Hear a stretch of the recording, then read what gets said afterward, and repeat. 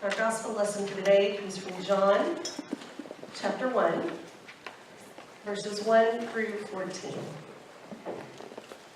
In the beginning was the Word, and the Word was with God, and the Word was God. He was in the beginning with God. All things came into being through him, and without him, not one thing came into being. What has come into being in him was life, and the life was the light of all the people. The light shines in the darkness, and the darkness did not overcome it. There was a man sent from God whose name was John. He came as a witness to testify to the light, so that all might believe through him. He himself was not the light, but he came to testify to the light. The true light, which enlightens everyone, was coming into the world. He was in the world, and the world came into being through him, yet the world did not know him.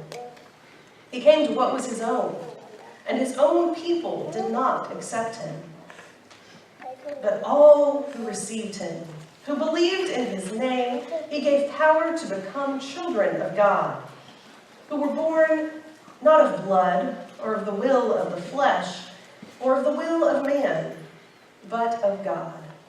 And the Word became flesh and lived among us, and we have seen his glory, a glory as of a Father's only Son, full of grace and truth. The word of God for the people of God. Thanks be to God. Would you please pray with me? Lord God, we thank you so much for the Word made flesh, Jesus Christ, who came to dwell among us. Thank you for drawing near to us, God, for feeling love enough for us to give up heaven, to spend time with us here, to show us your continued grace and mercy. God, may the words of my mouth today and the meditations of our hearts be acceptable in your sight. Lord, help us to shine your light into the world. For it's in your name we pray. Amen. So this is the first time I've ever preached on Christmas Day, which is kind of weird. But Christmas Day only happens on a Sunday, maybe every 6 years. I'm not really sure how it actually falls on the calendar. And lucky for me, I've had other pastors who can fill in. So today I'm preaching. And I debated a lot about this particular message. Having brought the message of Christ's birth last night, I felt the need to talk about Christmas, but maybe not approach it so much from the birth angle. Well, we'll just see what happens. So, Merry Christmas. It is such a joy to be able to say those words to you all after such a long season of waiting for the joy, waiting for the hope, waiting for the peace, waiting for the love. Now, it's finally here. Merry Christmas. And whether you hear those words today, or you hear them the first week of January, I want to tell you they're equally true and appropriate. Because contrary to every pre-Christmas sale, pre-Christmas movie countdown, the 12 days of Christmas begins the day after today and goes through January 6th, Epiphany. It didn't start the 12 days before Christmas. It's the 12 days following Christmas.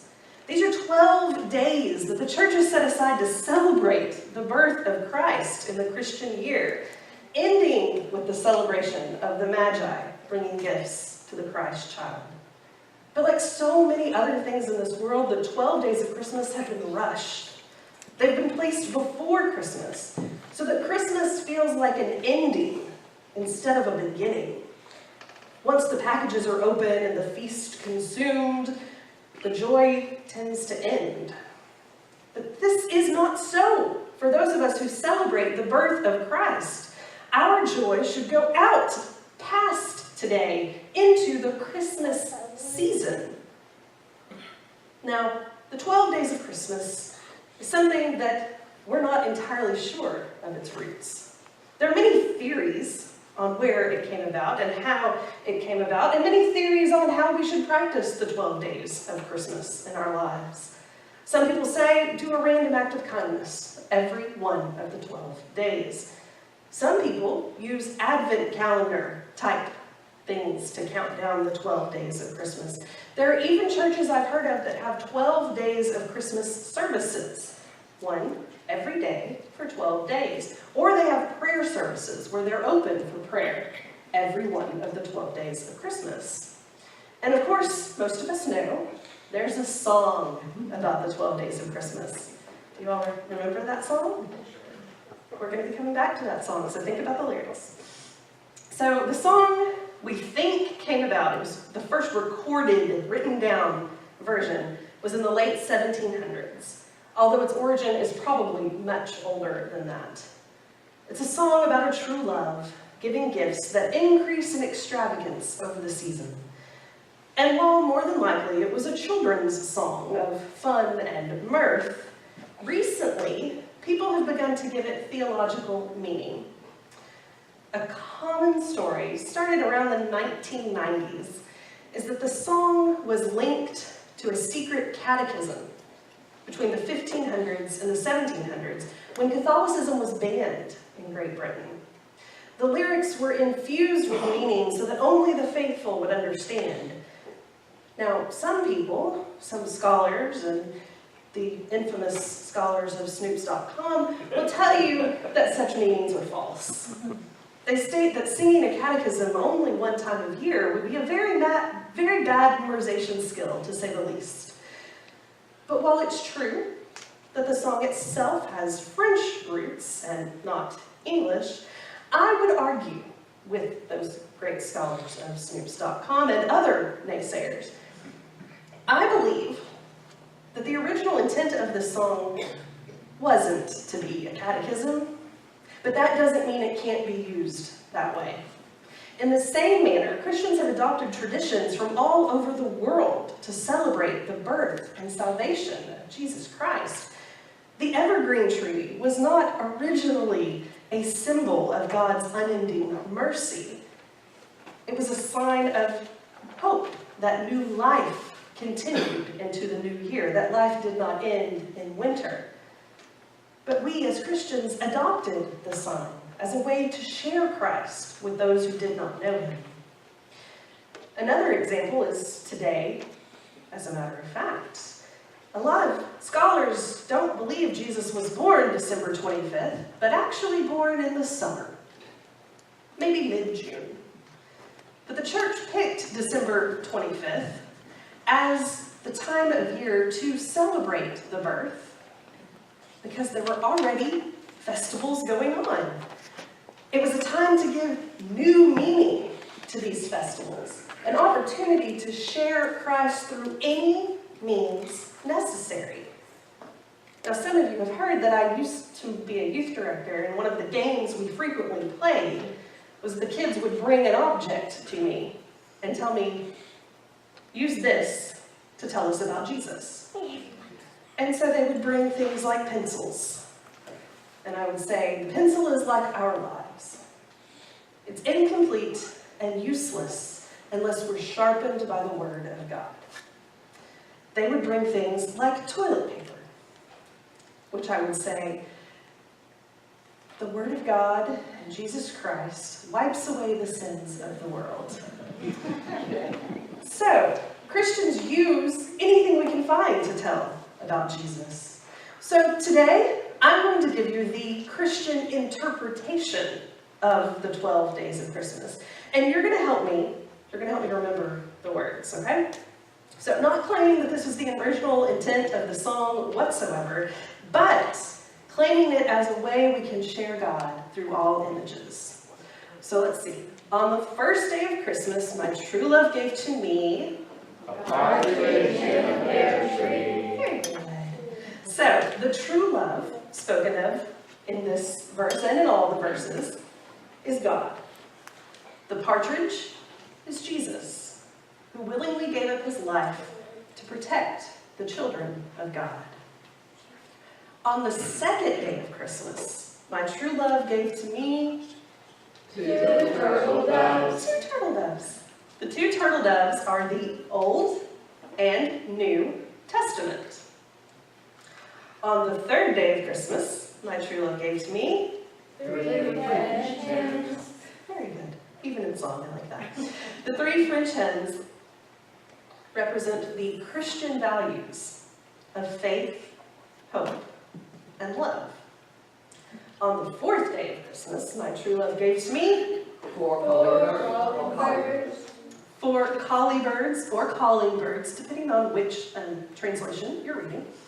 But these symbolize the 4 Gospels: Matthew, Mark, Luke, and John. On the 5th day of Christmas, my true love gave to me 5 golden rings. Love it. This is the first 5 books of the Bible, known as the Pentateuch. So we have the 5 books of the Bible, Old and New Testament, 4 Gospels, and Jesus, and the charity, faith, hope, and love, or charity, depending on which one you're reading. So on the 6th day of Christmas, my true love gave to me 6 oh, see, we get all messed up here. 6 geese. Geese a lane. 6 geese a lane. And this represents the 6 days of creation. See the lane, creating new life, creation. See how that can work together? Okay, on the 7th day of Christmas, my true love gave to me 7 swans swimming. 7 swans a swimming. Now this one might be a little bit of a stretch. But the 7-fold gifts of the Spirit: wisdom, knowledge, discernment, mercy, faithfulness, love, courage. Did I miscount anyone? I miscounted one. Okay. On the 8th day of Christmas, my true love gave to me 8 maids of 8 milking. maids of milking. 8 maids of milking. Those are the 8 Beatitudes. Beatitudes. On the 9th day of Christmas, my true love gave to me 9 ladies dancing. The fruits of the Spirit: love, joy, peace, patience, goodness, kindness, gentleness, and self-control. Which one did I miss?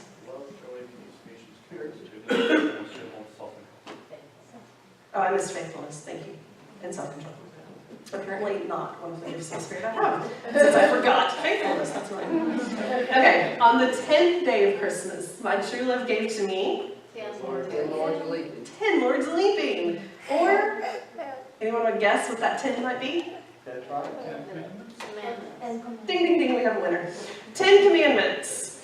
On the 11th day of Christmas, my true love gave to me 11 pipers piping. For the 11 faithful disciples. So leave Judas out. 12 drummer, the 12th day of Christmas. 12. There we go. That's the 12 points of belief found in the Apostles' Creed. I believe that God the Father, so on and so forth. So, remember, the season of Christmas doesn't end today. It doesn't end with Boxing Day. It keeps going. Keep it with you at least for the next 12 days, if not year-round. Bring the joy of Christ through every door you enter. Let the love of Christ show up in unexpected places, whether that's in places like a 1700s French carol, or at a local Starbucks, on the side of a road when someone's broken down, or even in the line or turn line at Kohl's. Let Christ show up wherever you are. May your days be filled with the love of Christ and the joy of his birth. Amen, and Merry Christmas.